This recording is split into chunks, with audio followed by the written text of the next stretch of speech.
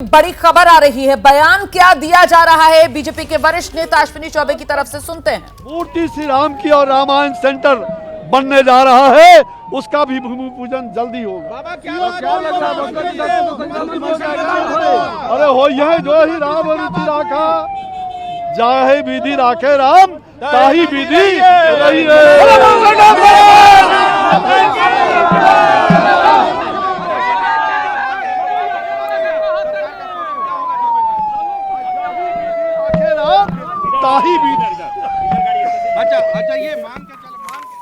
परमेश्वरनाथ की धाम की जय हो।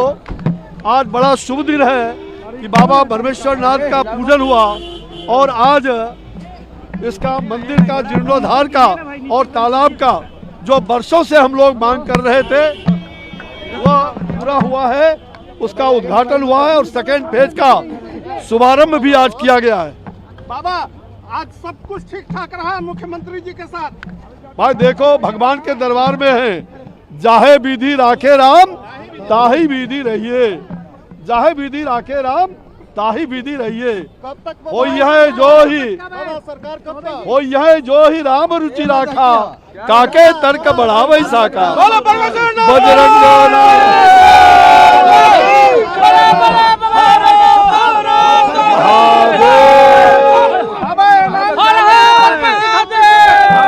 बक्सर की धरती से दूसरा ऐलान कि यहाँ भगवान राम की प्रथम कर्म भूमि में दुनिया की विशालतम मूर्ति श्री राम की और रामायण सेंटर बन, ईश्वर की कृपा से, बाबा परमेश्वरनाथ की कृपा से। बस धक्का मत दो। केंद्रीय मंत्री अश्विनी चौबे को आप सुन रहे हैं, जिनकी तरफ से कहा जा रहा है कि होई है वही जो राम रची रखा।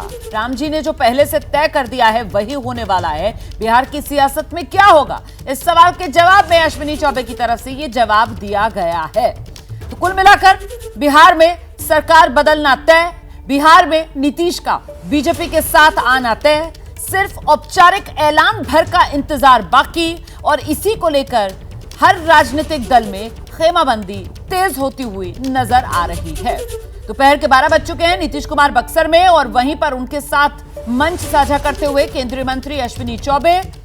यहां पहुंचना तो इस कार्यक्रम में तेजस्वी यादव को भी था, जिस बात का जिक्र मैं पहले भी कर रही थी, लेकिन तेजस्वी यादव बक्सर नहीं पहुंच रहे। मतलब मंच पर नीतीश कुमार और अश्विनी चौबे, नीतीश और बीजेपी का ये मेल 24 के लिए हो रहा है ये सियासी खेल। ये सवाल यहां से बड़ा हो जाता है। एक तरफ नीतीश के लिए बीजेपी जरूरी है, दूसरी तरफ बीजेपी के लिए 24 चुनाव के मद्देनजर नीतीश मजबूरी है। और इसी के चलते ये मेल जो होता हुआ नजर आ रहा है, सिर्फ औपचारिक ऐलान होना बाकी है। बक्सर में अश्विनी चौबे केंद्रीय मंत्री, उन्होंने जिस तरीके का बयान दिया है उससे और तस्वीर पुख्ता होती हुई अब नजर आ रही है। और एक और बड़ी खबर आपको बता देते हैं, बिहार में हर पार्टी एक्शन में, बैठकों का दौर, आरजेडी, कांग्रेस, बीजेपी सभी दलों की बैठक है। सभी पार्टियां मंथन कर रही हैं बदलती राजनीतिक परिस्थितियों पर। किस पार्टी का क्या स्टैंड, इसी को लेकर हमारी नजर लगातार बनी हुई है। दोपहर 1 बजे आरजेडी विधायकों की बैठक डिप्टी सीएम तेजस्वी यादव के आवास पर बुलाई गई है। कांग्रेस की बैठक विधायकों की पूर्णिया में होगी और वहीं बीजेपी का मंथन शाम 4 बजे पार्टी ऑफिस में विनोद तावड़े की मौजूदगी में होगा। और क्या कह रहे हैं इस वक्त नेताओं के बयान लगातार सामने निकल कर आ रहे हैं। फिलहाल आपको लेकर चलते हैं, हमारे सहयोगी अंकित गुप्ता इस वक्त हमारे साथ मौजूद है। अंकित के पास आपको लेकर चलते हैं, जानते हैं। अंकित, राकेश सिन्हा जी आपके साथ मुझे नजर आ रहे हैं। बीजेपी का स्टैंड आखिर है क्या नीतीश कुमार को लेकर? मतलब मन बना लिया गया है एक बार फिर से नीतीश कुमार की घर वापसी कराने का बीजेपी की तरफ से? देखिए, राकेश सिन्हा जी जो पटना पहुंच चुके हैं और राकेश जी पटना क्यों पहुंचे इन्हीं से पूछ लेते हैं। राकेश जी, तमाम जो है बीजेपी के जो नेता हैं, विधायक और मंत्री हैं, सब जो है पटना पहुंच रहे हैं, आप भी पहुंचे। क्या माना जाए, लगभग तय हो गया है कि नीतीश कुमार एनडीए का हिस्सा फिर से बनने जा रहे हैं? देखिए, ये तो पार्टी की आंतरिक बैठक है, जो बैठक चुनाव की दृष्टि से की जा रही है। और मुझे लगता है कि हम प्रधानमंत्री नरेंद्र मोदी जी की नीतियों, नेतृत्व के आधार पर पूरे देश में काम कर रहे हैं। विकसित भारत संकल्प यात्रा ने दिखा दिया है कि पूरे देश के लाभार्थी पूरे देश के हाशिए के लोग प्रधानमंत्री नरेंद्र मोदी जी के वो तो सब काफी पहले से चल रहा था, लेकिन पिछले जो 48 घंटों में जो हलचल हुई है, कहा यह जा रहा है कि नीतीश की जरूरत क्या है फिर, अगर बिहार में बीजेपी के जो कार्यकर्ता नहीं चाहते थे, क्यों जरूरत है सर? देखिए, भारतीय जनता पार्टी नरेंद्र मोदी के नेतृत्व में काम कर रही है। उनके नेतृत्व और नीतियों से जहां भी सहमति होती है, उनके विकास का मॉडल जिसकी पूरी दुनिया में चर्चा है, आज फ्रांस में, अमेरिका में, जापान में, अन्य देशों में भी उस मॉडल के ऊपर शोध हो रहा है, लोग बातें कर रहे हैं, उस मॉडल को अपनाने की बात कर रहे हैं। नीतीश कुमार का भी तो नाम ले लीजिए सर, क्यों चर्चा है कि 25 करोड़ लोग 9 वर्षों में गरीबी रेखा से कैसे बाहर आए, ये इंटरनेशनल मॉनेटरी फंड के लिए एक महत्वपूर्ण सवाल है। इस मॉडल के आधार पर आज कर्पूरी ठाकुर जी को जिस प्रकार से भारत रत्न दिया गया, ये सब दिखाता कि भारतीय जनता पार्टी के पक्ष में माहौल है, तो फिर नीतीश कुमार की जरूरत क्यों है? देखिए, बिहार के विकास का एक तर्क है, उस तर्क के लिए जो भी आवश्यक है, जिसमें जनता का हित हो, बिहार का हित हो, बिहार संस्कृति और अर्थव्यवस्था दोनों में समृद्ध हो, उस तर्क के आधार पर भारतीय जनता पार्टी काम करती है। और उसमें सबसे महत्वपूर्ण बात है, जिसे आप टाल नहीं सकते हैं, प्रधानमंत्री नरेंद्र मोदी जी की नीतियां और नेतृत्व। बिल्कुल, लेकिन सर दरवाजे बंद हो गए थे नीतीश कुमार के लिए, लगातार ये कहा जा रहा था उनके लिए तो दरवाजे बंद हैं, अब दरवाजे सर फिर से आहट होने लगी है खुलने की। देखिए, लोकतंत्र एक गतिशील व्यवस्था होती है, यह राजतंत्र नहीं होता है। लोकतंत्र में जनता का हित सर्वोपरि होता है। भारतीय जनता पार्टी जनहित को सर्वोपरि मानकर पूरे देश में काम करती है। प्रधानमंत्री जी की नीतियों और नेतृत्व की सहमति का हम हर जगह, हिंदुस्तान के हर हिस्से में स्वागत करते हैं। लेकिन सर, क्या कार्यकर्ता जो लगातार ये कह रहे थे कि अकेले चुनाव लड़ना चाहिए, उनको मना पाएंगे आप लोग? क्योंकि जो कार्यकर्ता तो यही कह रहे थे ना कि हमको किसी की जरूरत नहीं है, प्रधानमंत्री ने बहुत अच्छा काम किया, बीजेपी सरकार ने बहुत अच्छा काम किया। देखिए, भारतीय जनता पार्टी का कार्यकर्ता एक अनुशासित पार्टी के नाते प्रधानमंत्री जी की नीतियों और नेतृत्व को लेकर पूरे बिहार में काम कर रहा है। हिंदुस्तान के हर हिस्से में हम काम कर रहे हैं और मुझे विश्वास है कि प्रधानमंत्री जी की तीसरी पाली 400 सीटों से शुरू होगी। वो सही है, लेकिन बिहार में जो है फिर क्यों जरूरत है सर? सवाल तो ये उठ रहा है ना कि नीतीश कुमार वापस आ रहे हैं, चर्चा जो ऊपर लेवल पर हो रही है, आप लोगों को, तमाम लोगों को यहाँ पर बुला लिया गया, उसकी जरूरत क्यों है सर? कि हम लोगों तो ये लगातार बैठकें हो रही हैं। जब चुनाव का समय होता है, वो शादी की लगन जैसा होता है, जिसमें अनेक बार हम बैठते हैं, विचार करते हैं और कैसे शादी का मुहूर्त सफल हो, इसकी चर्चा करते हैं। तो सर, आपकी क्या राय है, नीतीश कुमार के साथ में आना चाहिए नहीं आना चाहिए आपकी? क्योंकि आप भी कार्यकर्ता तो है ही ना, नेता भी हैं, सांसद भी हैं, कार्यकर्ता भी हैं। देखिए, माननीय प्रधानमंत्री नरेंद्र मोदी जी के उस विशाल व्यक्तित्व और उनके नेतृत्व और नीतियों के से जिसकी भी सहमति होती है, उसके प्रति हम असहमति क्यों व्यक्त करेंगे? दरवाजा खुलेगा नहीं नीतीश कुमार के लिए? बस रुमाना, आखिरी सवाल, दरवाजा खुलेगा? प्रधानमंत्री नरेंद्र मोदी जी की नीतियों और नेतृत्व के प्रति जिसकी भी सहमति होगी, वह पूरी दुनिया में, पूरे देश में स्वागत होगी। आला कमान की जो सहमति होगी उसके पक्ष में जाएंगे, लेकिन एक बार भी नीतीश कुमार का नाम नहीं ले रहे हैं। इतना जरूर कह रहे हैं कि बिहार और देश के हित में जो भी होगा वो फैसला लिया जाएगा। और कमोवेश, बिहार एक बार भी नीतीश कुमार पर हमला नहीं बोल रहे हैं, नीतीश कैसी सरकार चला रहे हैं इसको लेकर कुछ नहीं कह रहे हैं, आला कमान पर पूरा का पूरा मामला डाल दिया है। तो इससे तस्वीर तो बिल्कुल साफ हो रही है ना कि नीतीश कुमार की एनडीए में घर वापसी हो रही है। अंकित गुप्ता, मैं लौटूंगी आपके पास। बड़ी खबर इस वक्त आ रही है, दर्शकों को जल्दी से बताते हैं। गृह मंत्री अमित शाह से मुलाकात करने के लिए उनके घर पर पहुंचे हैं बीजेपी अध्यक्ष जेपी नड्डा। अमित शाह के घर पहुंचे हैं बीजेपी अध्यक्ष जेपी नड्डा। और जानकारी जो मिल रही है सूत्रों के हवाले से, बिहार में ये जो सियासी उठापटक चल रही है, इस बीच दोनों नेताओं के बीच ये जो मुलाकात है, वो बहुत मुमकिन है बिहार की राजनीतिक स्थिति को लेकर ही ये बात हो इस मुलाकात में। तो बिहार में सियासी उठापटक के बीच अमित शाह और जेपी नड्डा की मुलाकात, बिहार को लेकर हो सकती है बात, सूत्र यही जानकारी दे रहे हैं। हम सीधे आपको लेकर चलते हैं, हमारे साथ हमारी सहयोगी मदिया इस वक्त मौजूद हैं। मदिया, कुछ जानकारी मिल रही है, मुलाकात हो रही है, बात बिहार को लेकर ही होनी है क्या?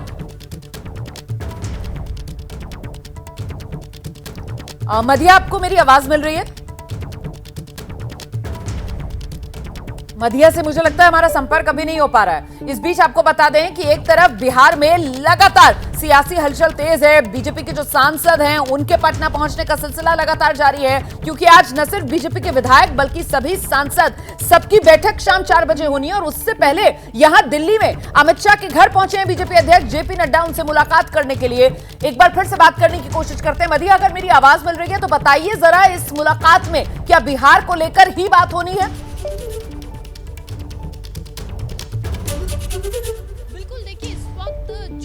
सियासी समीकरण है उस हिसाब से तो बिहार को लेकर ही बात होगी, क्योंकि अब से कुछ देर पहले हम चिराग पासवान के घर पर थे और चिराग पासवान बहुत तेजी में निकले, मीडिया से बात नहीं करना चाह रहे थे, लेकिन सिर्फ एक शब्द कह के गए कि आप सब जानना चाहते हैं बिहार में क्या बा तो जरूर जल्द पता चलेगा, ये शब्द उनके थे। और उसके बाद वो बहुत तेजी से निकले।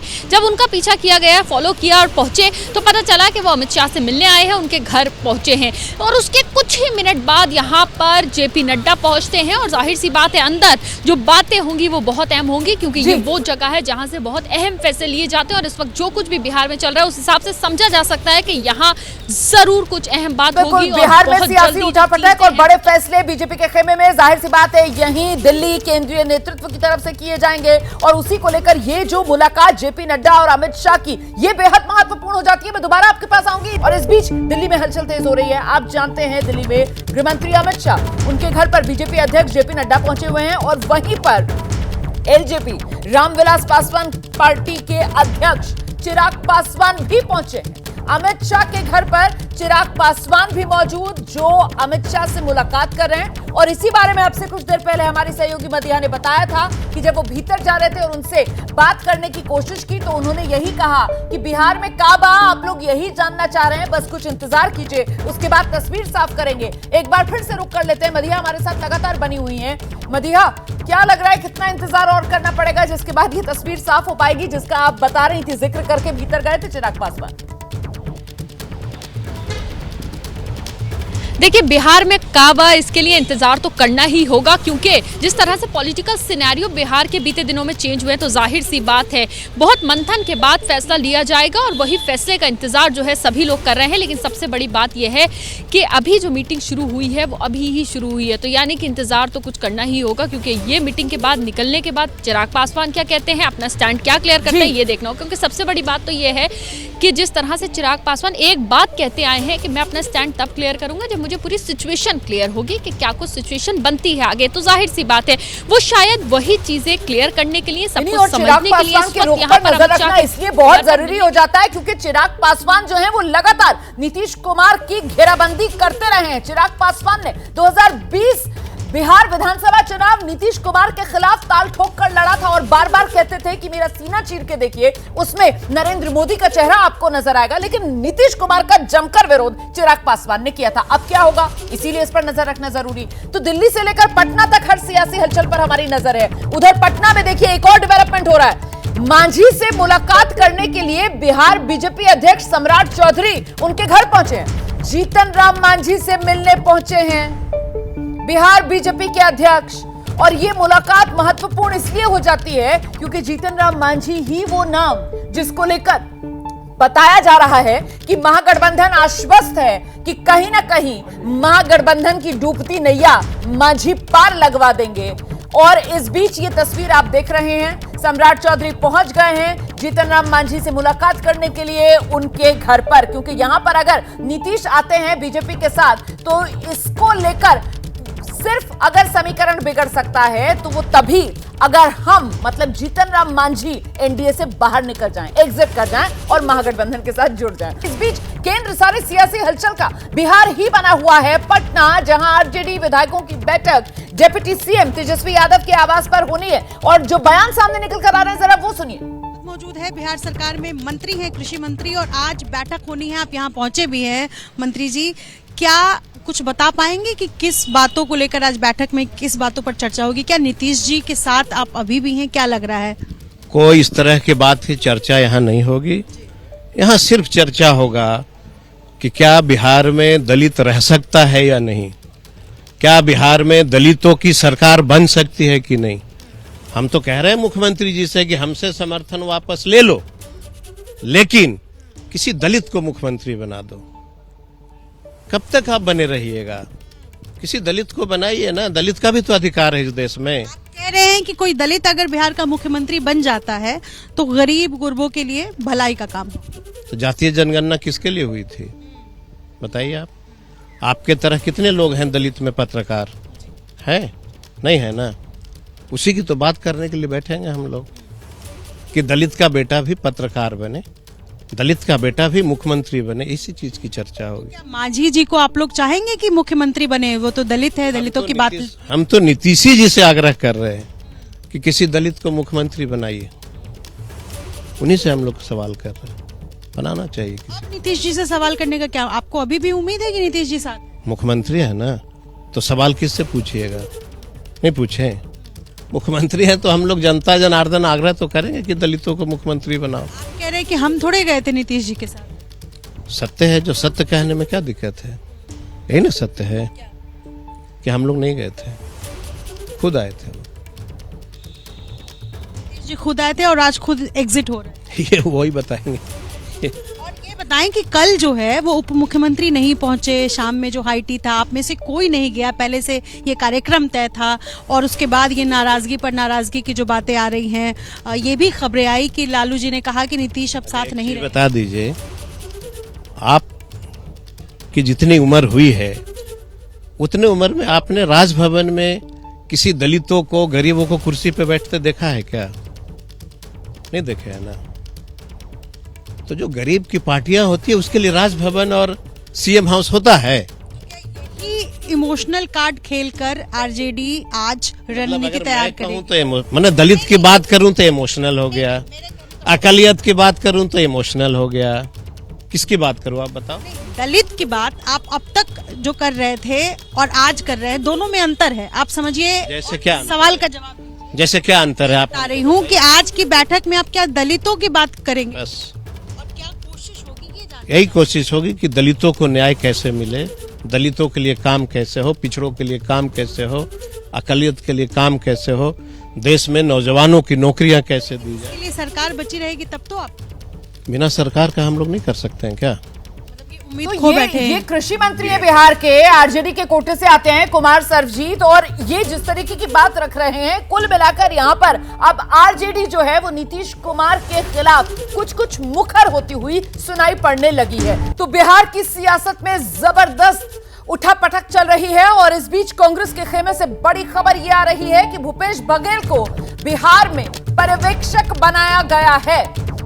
कांग्रेस अध्यक्ष मल्लिकार्जुन खड़गे ने छत्तीसगढ़ के पूर्व मुख्यमंत्री भूपेश बघेल को बिहार के लिए पर्यवेक्षक बना दिया है। हम सीधे आपको लेकर चलते हैं, मेरे साथ मेरे सहयोगी आशीष कुमार सिंह इस वक्त मौजूद हैं और जरा समझते हैं आशीष से कि इस खबर को किस रूप में देखा समझा जाए। मतलब कांग्रेस समझ रही है सियासी तौर पर बिहार में वो जिस मुश्किल में घिरी हुई। आशीष जी हाँ, बिल्कुल। देखिए, बड़ी चुनौती है उनके सामने कि किसी तरह से उनका फ्लॉक जो है 19 विधायकों का वो सलामत रहे। कल से लगातार खबरें आ रही हैं कि 2 दर्जन से ज्यादा विधायक भारतीय जनता पार्टी और जनता दल यूनाइटेड के संपर्क में है और कहीं ऐसा ना हो कि कांग्रेस के विधायक ही टूट जाए। आज 1:30 बजे रोमाना आप जानती हैं कि सीएलपी की बैठक बुलाई गई है पूर्णिया में, जहां पर राहुल गांधी भारत जोड़ो न्याय यात्रा लेकर के एक दिन बाद घुसने वाले हैं। इसलिए अब देखिए, रिलीज में कहा गया है कि भूपेश बघेल को पर्यवेक्षक बनाया गया। न्याय यात्रा और दूसरे पार्टी एक्टिविटीज सबसे बड़ा चैलेंज है। कांग्रेस इंटैक्ट रहे और किसी तरह से जिस जुगत में आरजेडी लगी हुई है, अगर सरकार बनाने की गुंजाइश 1% भी है तो कम से कम कांग्रेस के विधायक इंटैक्ट रहे। मुझे लगता है इस वजह से ये बड़ा कदम उठाया गया है और अभी ये प्रेस रिलीज जारी करके इन्फॉर्म किया गया है कि भूपेश बघेल को बिहार का पर्यवेक्षक नियुक्त किया गया। बहुत शुक्रिया आपका आशीष कुमार सिंह इस तमाम जानकारी के लिए। दरअसल सुबह से एबीपी न्यूज पर आप ये खबरें देख रहे थे कि किस तरीके से बिहार, जहां कांग्रेस के 19 विधायक हैं और उनमें से 12 को लेकर ये खबर आ रही थी कि वो संपर्क में है जेडीयू के, और ऐसे में अगर जेडीयू एनडीए के साथ जाएगी तो फिर बहुत मुमकिन ये है कि कांग्रेस के 12 विधायक नीतीश कुमार के साथ पाला बदल लें। इस बीच बड़ी खबर आ रही है सरकार को लेकर। बड़ी खबर यह कि नीतीश कुमार कल शाम बीजेपी के साथ मिलकर एनडीए के मुख्यमंत्री के तौर पर शपथ ले सकते हैं। इस वक्त की बड़ी खबर आपको बता दें, बिहार में सरकार बदलने को लेकर जो सस्पेंस लगातार बना हुआ है, उसी पर अब जानकारी ये सामने निकल कर आ रही है कि कल नीतीश कुमार जो हैं वो दोबारा मुख्यमंत्री पद की शपथ ले सकते हैं। पहले जेडीयू विधायकों की बैठक, इस बैठक में नीतीश कुमार फैसला ले सकते हैं इस्तीफा देने का, जिसके बाद विधायकों के साथ राजभवन जाकर नीतीश कुमार अपना इस्तीफा सौंप सकते हैं और फिर दोबारा राजभवन में जाकर दावा पेश करके शाम होते होते नीतीश शपथ ले सकते हैं। ये बड़ी खबर इस वक्त की। अब क्या ये सब कुछ कल ही होगा या फिर इस्तीफे वाली जो काम है वो नीतीश कुमार की तरफ से आज कर दिया जाएगा? इसी पर और जानकारी के लिए सीधे आपको लेकर चलते हैं। प्रकाश कुमार हमारे साथ मौजूद है। प्रकाश, आप पहले ये बता रहे थे कि कल दोपहर जेडीयू विधायकों के साथ बैठक, जिसके बाद नीतीश कुमार इस्तीफा देंगे और फिर शाम होते होते दोबारा दावा पेश कर दिया जाएगा सरकार बनाने का और कल शाम ही शपथ ग्रहण। यही रहने वाला है क्रमवार सिलसिला? बिल्कुल रोमाना, आपने सही कहा, यही हो रहा है। और जैसे जैसे नज़दीक आ रहा है समय, नीतीश कुमार की तरफ से तैयारी भी चल रही है। आज शाम में 3 बजे के बाद सीएम हाउस में कोर कमेटी की बैठक होगी। इधर बीजेपी की भी बैठक चलेगी और उधर दूसरी तरफ आरजेडी की बैठक तब तक खत्म हो जाएगी। तो जाहिर है कि बीजेपी की बैठक में सभी सांसदों, विधायकों को बुलाया गया, विधान पार्षदों को बुलाया गया है और सबको ये बताया जाएगा कि बिहार की राजनीति और देश में 400 पार की राजनीति को देखते हुए नीतीश कुमार को साथ लेना है। तो ऐसे में एक रेजोल्यूशन प्रस्ताव पास होगा और उसके बाद फिर आगे उस पर अमल किया जाएगा, जिसके तहत नीतीश कुमार कल जेडीयू की विधायकों की बैठक के बाद सांसद भी उसमें रहेंगे। तो क्या नीतीश कुमार आज इस्तीफा इसीलिए नहीं दे रहे कि बीजेपी की बैठक हो जाए, बीजेपी की इंटरनल इस मीटिंग के अंदर वो प्रस्ताव पास हो जाए और उसी के बाद फिर कल नीतीश कुमार इस्तीफा देंगे और कल ही दोबारा नई सरकार के मुख्यमंत्री के तौर पर शपथ ग्रहण भी? प्रकाश, रोमाना, आज तो कोई इस्तीफा देने की बात ही नहीं थी।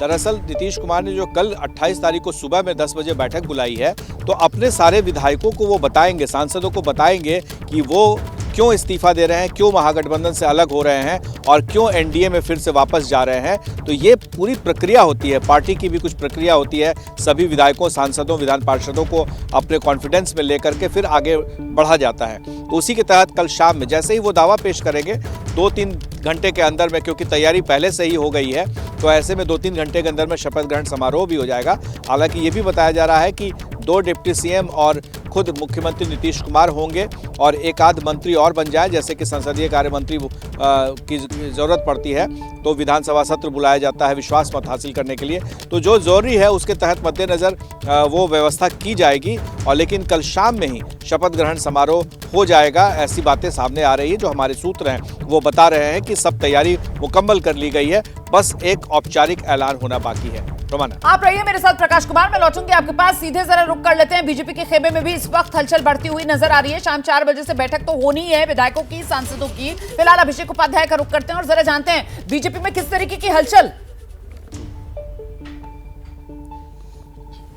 देखिए, बीजेपी में जो डेवलपमेंट हैं उसकी सबसे प्रामाणिक जानकारी देने के लिए हमारे साथ में जनक सिंह मौजूद हैं।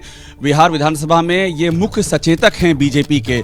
जनक जी, मुझे ये बताइए, आप एकदम तैयारियां कर रहे हैं, लिख रहे हैं, लोगों को इन्फॉर्मेशन दे रहे हैं, क्या क्या बैठक होनी, पहले ये समझा।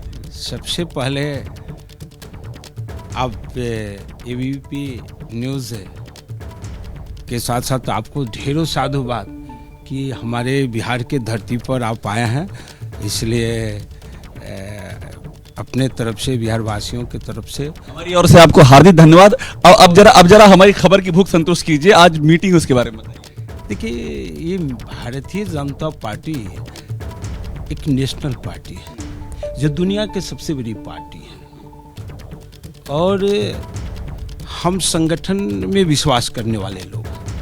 प्रजातंत्र में राजनीतिक दल सच में हम उसी को कहेंगे जिसका अपना संगठन स्वरूप। आज आपकी जो बैठक है, एक बात जो हमारी बैठकें जो है, तो ये हमारी परंपराएं हैं।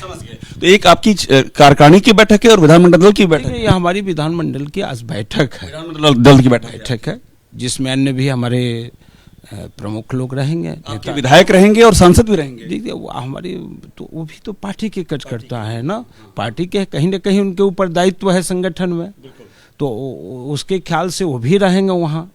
ये कार्यकारिणी की बैठक होगी, उसके हमारी विधानमंडल की बैठक होगी और जिसमें हमारे अन्य भी प्रमुख लोग रहेंगे, जैसे पार्टी के पदाधिकारी वगैरह। जो हम समझा दीजिए कि आपके सब विधायक भी आज मौजूद आ रहे हैं, आप सबको फोन, यहाँ से आपके यहाँ से फोन जा रहे हैं, आप ही कोऑर्डिनेट करते हैं, तो अब ये जरूरत क्यों पड़ गई विधायक, सांसद, राजकारणी? ये तो हम पार्टी के मुख्य सचेतक हैं और ये हमारा दायित्व है।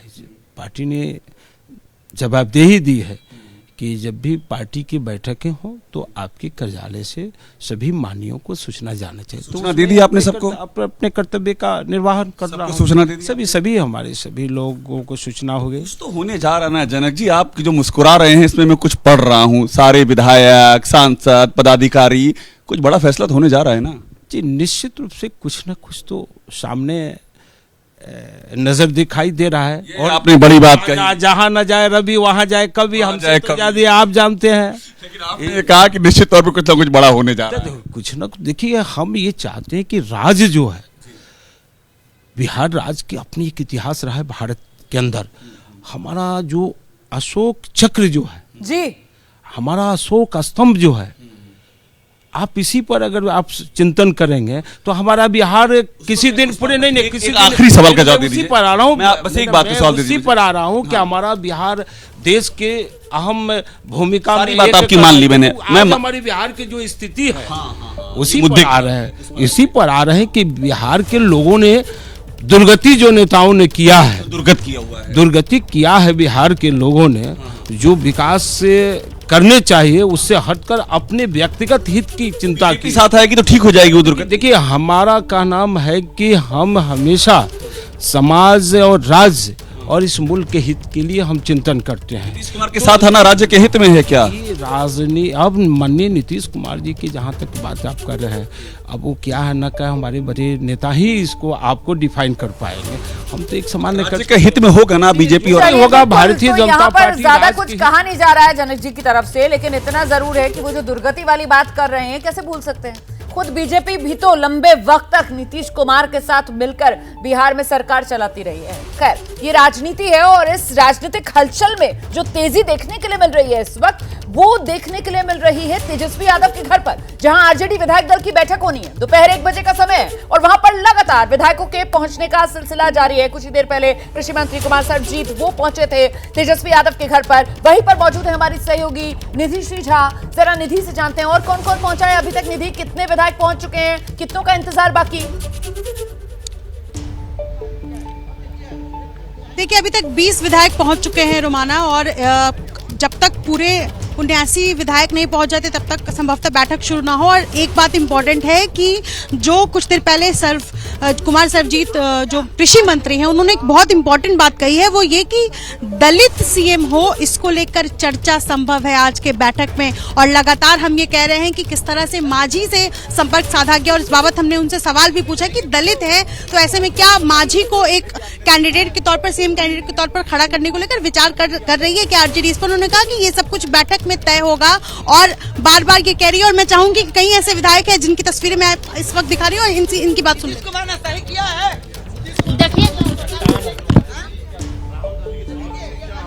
तो ये अनीता जी हैं, मंत्री हैं ये बिहार सरकार में, और ये क्या कह रही हैं कि अभी बैठक के बाद जो है वो तय होगा, और लगातार विधायक पहुंच रहे हैं। और ऐसे में विधायकों से सिर्फ इतना सवाल कि आप किसके साथ जाएंगे, इसमें वो कह रहे हैं कि इसमें कोई दो राय नहीं है, हम आरजेडी के साथ इंटैक्ट है, सोचना उनको है। और इम्पोर्टेंट बात जो कुमार सर्वजीत ने कही वो ये भी कही है कि नीतीश कुमार खुद से नहीं जा रहे हैं, उनको बहकाया जा रहा है, उनको वो होशो हवास में खुद से नहीं है, बल्कि उनको कहीं न कहीं से बरगलाने की कोशिश की जा रही है। और यही वजह है कि नीतीश कुमार छिटक कर जा रहे हैं। लेकिन फिलहाल आरजेडी विधायक कुछ भी कंक्रीट कहने से मना कर रहे हैं। बैठक के बाद तय होगा कि आरजेडी का अगला स्टैंड क्या है। जी बिल्कुल, तो अभी तक मतलब 21 हो गया ना काउंट। ये महिला विधायक जो अभी गई हैं अंदर, जो मंत्री भी हैं, तो 79 कुल आरजेडी के विधायक हैं। 1 बजे से बैठक शुरू होनी है। 21 विधायक अभी तक भीतर पहुंच चुके हैं तेजस्वी यादव के घर पर। इस वक्त की बड़ी खबर मैं आपको बता रही हूं, बिहार की सियासत में सस्पेंस ऐसा लग रहा है खत्म होने की ओर बढ़ता हुआ नजर आ रहा है। कृषि मंत्री आरजेडी के कोटे से कुमार सर्वजीत, उन्होंने अपनी सरकारी गाड़ी लौटा दी है। बिहार की राजनीति को लेकर ये इस वक्त की एक और बड़ी खबर। आरजेडी कोटे से मंत्री, कृषि मंत्री कुमार सर्वजीत सरकारी गाड़ी लौटाई। मतलब कहीं ना कहीं बिहार की सियासत का सस्पेंस खत्म होने की ओर। सीधे रुक करते हैं, प्रकाश कुमार हमारे साथ इस वक्त मौजूद हैं। प्रकाश, मतलब सस्पेंस खत्म होता नजर आ रहा है? बिल्कुल रोमाना, ये स्पष्ट है क्योंकि राजभवन पर सबकी निगाह है और दूसरी तरफ बिहार विधानसभा के सामने मैं खड़ा हूं और यहां पर सारा दारोमदार होने वाला है। लेकिन उसके पहले सियासत की सबसे बड़ी खबर यह है कि आरजेडी की तरफ से जो कृषि मंत्री हैं सर्वजीत, उन्होंने अपनी सरकारी गाड़ी लौटा दी है। ये कंफर्म है और इसके देखते हुए ये कहा जा सकता है कि कल जैसे नीतीश कुमार के बगल में तेजस्वी नहीं बैठे थे, तेजस्वी नहीं आए थे राजभवन में हाई टी में, और उसके बाद आज सुबह उनको बक्सर के कार्यक्रम में भी शामिल होना था तेजस्वी को, लेकिन वहां भी वो नहीं गए। तो जाहिर है कि एक के बाद एक घटनाक्रम ये साफ स्पष्ट कर रहा है कि आरजेडी के नेता भी अब समझ गए हैं और ये जान गए हैं कि नीतीश कुमार अब पाला बदलने वाले हैं। तो ऐसे में अगला कदम वो ठीक पहले से ही उठा रहे हैं। कुछ लोग ये कह रहे हैं कि नैतिकता को देखते हुए वो ये काम कर रहे हैं। तो कई ऐसे नेता हैं, विधायक हैं, मंत्री हैं आरजेडी की तरफ से जो बैठक में शामिल होंगे और बैठक के बाद जो फैसला होगा वो फैसला ले सकते हैं। देखिए, एक तो कुमार सरजीत जिन्होंने गाड़ी भी लौटा दी, और कुछ देर पहले जब हमारी सहयोगी निधिश्री से वो बात कर रहे थे उस वक्त भी एक तरीके से खुलकर निशाने पर नीतीश कुमार को वो लेते हुए नजर आए थे हमें। और अब यही सिलसिला देखने के लिए मिल रहा है। एक एक करके जो विधायक आरजेडी के विधायक पहुंच रहे हैं तेजस्वी यादव के घर, वो नीतीश कुमार पर अब खुलकर निशाना साधते हुए नजर आ रहे हैं, सुनाई पड़ रहे हैं। सीधे आपको लेकर चलती हूँ, निधि हमारी सहयोगी इस वक्त हमारे साथ मौजूद है। निधि, ऐसा ही हो रहा है? जी बिल्कुल। देखिए, विजय मंडल है आरजेडी से विधायक और वो कह रहे हैं कि नीतीश कुमार अब तक किसी के लिए वफादार नहीं हुए, सबसे बड़े धूर्त है। और इतना ही नहीं, इन्होंने अपशब्द भी कहा। एक बार फिर से मैं चाहूंगी कि इनसे मैं बात करूं। बिहार की करें कि अब क्या हम क्या कहेंगे? बिहार का बच्चा बच्चा जनता कह रहा है कि नीतीश कुमार पलटू राम है। नीतीश कुमार जब बना तभी से लोग कह रहे हैं कि ये रहने वाला नहीं है, किसी के वो प्रति वफादार है ये नहीं है। ये जॉर्ज का नहीं हुआ, शरद यादव का नहीं हुआ, आनंद मोहन का नहीं हुआ, प्रभुनाथ सिंह का नहीं हुआ, शकुनी चौधरी का नहीं हुआ। आप लोग फिर लिए क्यों? जब यकीन नहीं था फिर आप लोगों ने लिया क्यों साथ में? दूसरी बार लिया जरूर उसमें हम लोगों से चूक हुई है। लगता है कि कर्पूरी ठाकुर के नाम पर नीतीश कुमार जो कर रहे हैं कर्पूरी ठाकुर का बिहार में अगर सबसे कोई बड़ा विरोधी है उसका नाम नीतीश कुमार है। तो देखिए, ये स्पष्ट है, ये स्पष्ट है कि वो कह रहे हैं कि वफादार, और हमसे बहुत बड़ी गलती हुई कि बार बार हमने उनको साथ रखा। कर्पूरी ठाकुर के सबसे बड़े विरोधी बता रहे हैं नीतीश कुमार को वफादार, धूर्त। और अब क्या ही रह गया आरजेडी की तरफ से बयान देने में। विजय मंडल जो अभी गए हैं और उन्होंने कहा कि जब भी जरूरत होगी हम अपने नेता तेजस्वी यादव के साथ रहेंगे, इसमें कोई दो राय नहीं है। और नीतीश कुमार के लिए उन्होंने कई अपशब्द भी कहा है। फिलहाल गुस्से में गुंजाइश यहाँ पर खत्म होती हुई नजर आ रही है। अभी तक जो कहा जा रहा था कि साहब आरजेडी की तरफ से बहुत ही संभल कर, बहुत ही फूंक कर किसी भी तरीके की प्रतिक्रिया दी जा रही है, पूरा सम्मान नीतीश कुमार के लिए अभी तक दिखाया जा रहा था। लेकिन निधि, यहां से अब तस्वीर बदल रही है। आप जिस तरीके के बयान सुना रही हैं आरजेडी के विधायकों के, वो तो मुझे लगता है, जरा चलते हैं जल्दी से प्रकाश कुमार के पास। प्रकाश, गुंजाइश खत्म होती हुई, तस्वीर साफ होती हुई और तलखी साफ तौर पर नजर आती हुई आरजेडी और जेडीयू। इस बीच क्या कह रहे हैं अब्दुल बारी सिद्दीकी? जरा पहले उनको सुनते हैं, फिर आ रही हूं आपके पास। प्रकाश, ला पंकज, आइए जल्दी आइए। एक मिनट फ्रंट। देखिए, सिद्दीकी साहब अभी निकले हैं, लालू जी के साथ बैठक कर रहे थे। सर, मेरे पास कोई न्यूज नहीं है, आप जो समझ रहे हैं। सर, लालू जी के साथ आप बैठक कर रहे थे। अरे भाई, वो सोए हुए थे, हम बैठे हुए थे बस। अभी आप पैदल चलकर तेजस्वी के आवास पे जा रहे हैं, वहाँ पर विधायकों की बैठक बुलाई गई और विधायक लगातार नीतीश कुमार पे अटैक कर रहे हैं, पलटू राम बता रहे हैं। हम अपनी गाड़ी पे बैठने जा रहे हैं। आप तेजस्वी के आवास जा रहे हैं ना सर? आप बोले। देखिए, सिद्दीकी है अब्दुल बारी सिद्दीकी, आरजेडी के राष्ट्रीय प्रधान महासचिव हैं, बहुत पुराने और बड़े नेता हैं, ज़्यादा कटाक्ष नहीं करते, लेकिन ये कह रहे हैं कि अंदर यूं ही हम लालू से मुलाकात करने गए थे। अभी भी इनके तरफ से यही कहने की कोशिश है कि सब कुछ ठीक है, लेकिन तेजस्वी बैठक कर रहे हैं अपने विधायकों के साथ। निकले हैं ना लालू प्रसाद यादव जी के आवाज से, और बड़े नेता हैं आरजेडी के, तो ये अभी भी वही लाइन फॉलो कर रहे हैं, जरा संभल कर बात रखने वाली। ये ज्यादा कुछ खुलकर बोल नहीं रहे हैं, लेकिन खेल तो पलट गया है। अब तो आरजेडी के जो विधायक हैं वो खुलकर नीतीश कुमार के खिलाफ बोल रहे हैं। यहाँ पर विजय मंडल अभी बोलकर गए धूर्त नीतीश कुमार को, पलटू है नीतीश कुमार, यहां तक बोलकर गए। प्रकाश कुमार, गुंजाइश बिल्कुल खत्म होते हुए और तस्वीर साफ होती हुई सियासी तौर पर बिहार में नीतीश बीजेपी के साथ और आरजेडी से अलग। प्रकाश। रोमाना, अब सिर्फ गुंजाइश की बात नहीं है, बल्कि काउंटर करने की बात है कि नीतीश कुमार के हर चाल को कैसे काउंटर किया जाए। तेजस्वी यादव, लालू यादव और उनकी कोर टीम, बहुत सारे ऐसे विषय थे जो विकल्प थे जिसको ढूंढने की, जिसको तलाश करने की कोशिश की गई थी। एक चर्चा ये भी हुई थी, चर्चा, बिल्कुल मैं ये शब्द का इस्तेमाल कर रहा हूँ, चर्चा, कि क्या नीतीश कुमार सरकार, इस सरकार से आरजेडी को या महागठबंधन जो बाकी है माइनस नीतीश कुमार, उससे समर्थन वापस लेना चाहिए। इस विषय पर भी चर्चा हुई है, लेकिन अब तक इस पर कोई बात पुख्ता नहीं हो पाया है कि क्या समर्थन वापसी को लेकर के ज़्यादा सीरियस है। लेकिन ये ज़रूर है कि एक चर्चा ये भी हुई थी, अब इस पर ये लोग कितना सीरियस है, कितना आगे बढ़ते हैं, ये आने वाले समय में पता चल जाएगा, क्योंकि जो बैठक हो रही है तो बैठक में जो भी निर्णय लिया जाएगा उसे अमली जामा पहनाने की कोशिश की जाएगी। तो रोमाना, ये सारी बातें एक के बाद एक बिहार की राजनीति में चली आ रही है। देखिए, पल-पल बदल रही है तस्वीर और पल-पल जिस तरीके की सियासी हलचल तेज होती हुई नजर आ रही है, न सिर्फ पटना बल्कि यहाँ राजधानी दिल्ली में भी, और दिल्ली में जो बैठक चल रही है गृहमंत्री अमित शाह के घर पर, जहां बीजेपी अध्यक्ष जेपी नड्डा भी मौजूद और चिराग पासवान भी। तो चिराग पासवान इस बैठक से निकल गए हैं, लेकिन जेपी नड्डा अभी भी अमित शाह के घर पर मौजूद है। और बात क्या हुई है पासवान से, इसको लेकर जानकारी के लिए सीधे आपको लेकर चलते हैं। हमारे साथ हमारे सहयोगी नीरज पांडे इस वक्त मौजूद हैं। नीरज, कुछ जानकारी मिल रही है? चिराग पासवान क्या आश्वासन लेकर लौटे अमित शाह के घर से? देखिए रोमाना, जो कल से हम लोग बता रहे थे, जिस खबरों का जिक्र कर रहे थे, वो खबर लगभग पूरी होती नजर आई। चिराग पासवान अभी थोड़ी देर पहले, यानी 5 मिनट पहले ही गृहमंत्री अमित शाह के आवास से निकले। करीब 20 मिनट तक उनके आवास में मौजूद रहे। इस दौरान जेपी नड्डा भी मौजूद रहे और तीनों नेताओं के बीच में एक मुलाकात हुई, एक बैठक हुई, बातचीत हुई। क्योंकि बिहार की घटनाक्रम के बीच में ये मुलाकात बहुत इंपॉर्टेंट हो जाती है, क्योंकि एलजेपी के वो नेता हैं और एलजेपी एनडीए का घटक दल है। और ऐसे में उनकी जो मुलाकात एनडीए के नेता के रूप में मुलाकात हुई अमित शाह से, निश्चित रूप में वहाँ के गठबंधन को लेकर अब तस्वीर और साफ हो रही है कि एलजेपी भी उस सरकार का हिस्सा होगी। जो नीतीश कुमार लगातार चिराग पासवान को पसंद नहीं करते थे, कभी चिराग पासवान को अपने साथ बैठाना उचित नहीं समझते थे, यहाँ तक कि विधानसभा चुनाव में बहुत कम सीटें देने को राजी थे और ये कह रहे थे बार बार कि बीजेपी अपने कोटे से उनको सीटें दें। लोकसभा चुनाव में भी इसी तरह के हालात पैदा किए। वही चिराग पासवान एक बार फिर से उनकी पार्टी इस एनडीए का हिस्सा रहेगी, बिहार में सरकार का हिस्सा होने वाली है और निश्चित रूप में जो सरकार बनने जा रही है उसका हिस्सा होंगे। तो ये आज तस्वीर साफ होती नजर आई। क्या बातें हुई, क्या बिल्कुल एक्चुअल में चीज़ें हुई अमित शाह के साथ, वो भी निकल कर सामने नहीं आया। लेकिन इस तस्वीर से एक बात तो सामने आ गई, साफ हो गई है कि अब बिहार में नई सरकार का स्वरूप सामने आने वाला है और उसमें चिराग पासवान की पार्टी भी हिस्सेदार बनने वाली है।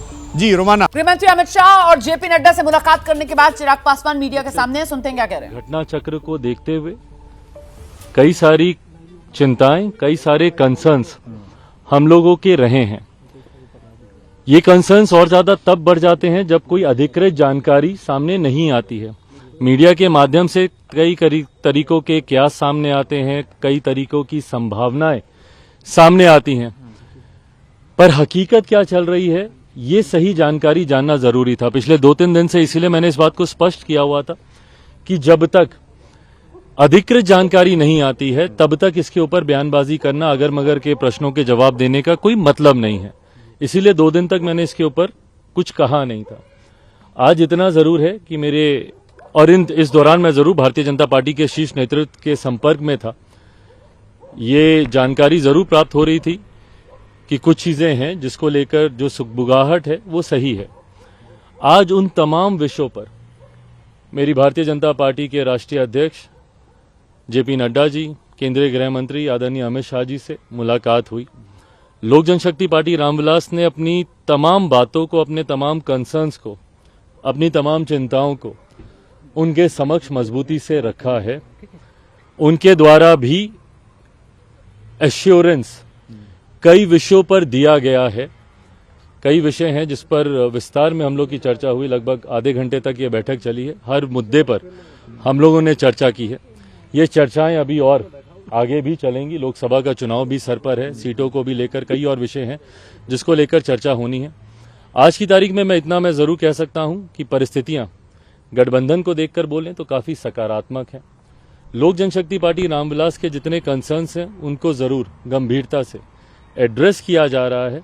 आने वाले दिनों में स्थिति और स्पष्ट होगी, उसके आधार पर पार्टी अपना फाइनल स्टैंड उस वक्त आप लोगों के सामने। नीतीश कुमार का स्वागत आप करेंगे क्योंकि 2020 के विधानसभा चुनाव में उसके बाद लगातार आप नीतीश कुमार पे भाई पहले ये क्लियर तो हो जाए कि मुख्यमंत्री जी इधर आ रहे हैं, नहीं आ रहे हैं, कब आ रहे हैं। जैसा मैंने कहा कि अगर मगर पे प्रश्नों के उत्तर देने का कोई औचित्य नहीं है।